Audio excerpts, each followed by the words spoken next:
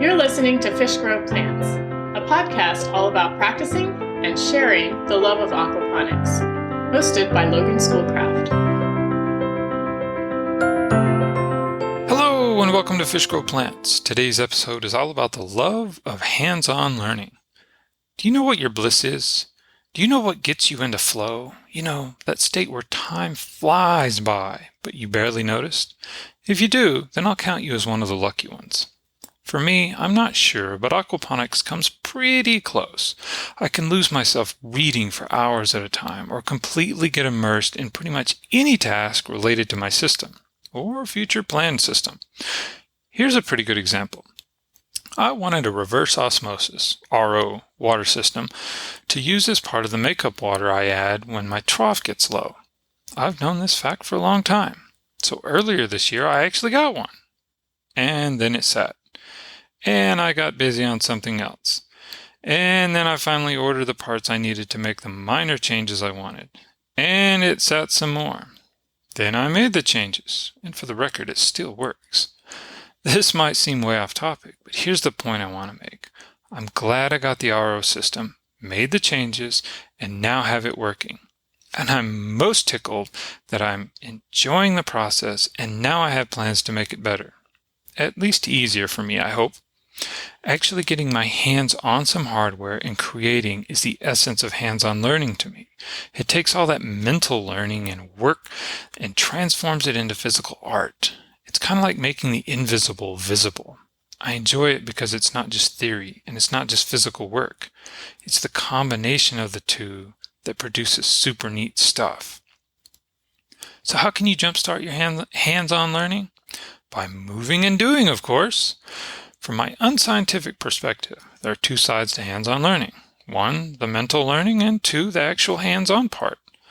For the mental learning part, you have several things. One, STEM or STEAM, which stands for Science, Technology, Engineering, Agriculture, and Math, and is taught at many schools and evening classes. Two, books.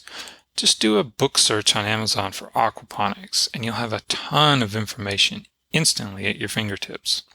Three, then you have specific courses, classes, and seminars you can take on aquaponics. Teachers and locations vary, but a lot more options are opening up online as well. 4. One more option is to learn from someone. Find a mentor, someone who has the skills and abilities you want, and ask them to help you. This may be the fastest way to get the results you want. So just pick one, or several, and dive in every chance you get.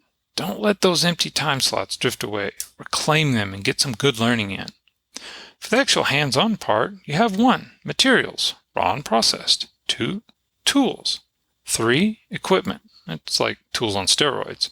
4. Processes and methods for actually using the tools and equipment with materials. 5. Construction and building, or how you make your vision come to reality. Never handled or done anything related to this list before? That's okay. Start small, practice, then try more and more. You'll be amazed at how fast you pick it up. At a minimum, you can get a basic hammer, some nails, and some scrap lumber. Maybe for free if you ask at the right place. Then get to hammering. It probably sounds so obvious, but it really is. There's no magic trick to hands-on learning unless you consider actually doing stuff a magic trick. If you want to do something, just do it. No, it won't be the way you imagined or the way you see it on TV, but that's okay. Hands-on learning is more about the process, not the outcome. It's more about who you become and what you learn along the way rather than what you make. So, what would be a good way to end this episode? How about a little practice assignment? Yes, an assignment. I want you to make a paper table. That's it. No other rules or requirements. Papers everywhere, even on the streets. Some of you may decide to look up how to make a paper table, a model one, or if that's even possible to do. And to give those reluctant few of you a boost, I'll go ahead and tell you a brief version of what I would quickly do.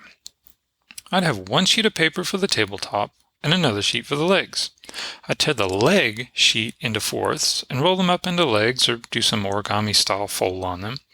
Then I'd tape them to the top. If I had no tape, I'd figure out a way to make small tears that would let me attach the legs to the tabletop. Basic, but an idea starter. So, if you have a piece of paper or two lying around, see if you can make a table. Or, if that's too simple, feel free to take your hands-on learning back to the aquaponics system and get creative.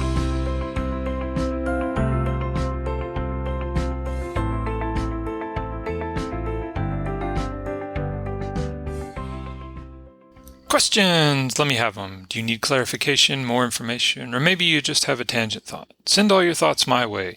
See the website fishgrowplants.com for episode details, or just firing off an email to fishgrowplants@loganschoolcraft.com and I'll get back to you.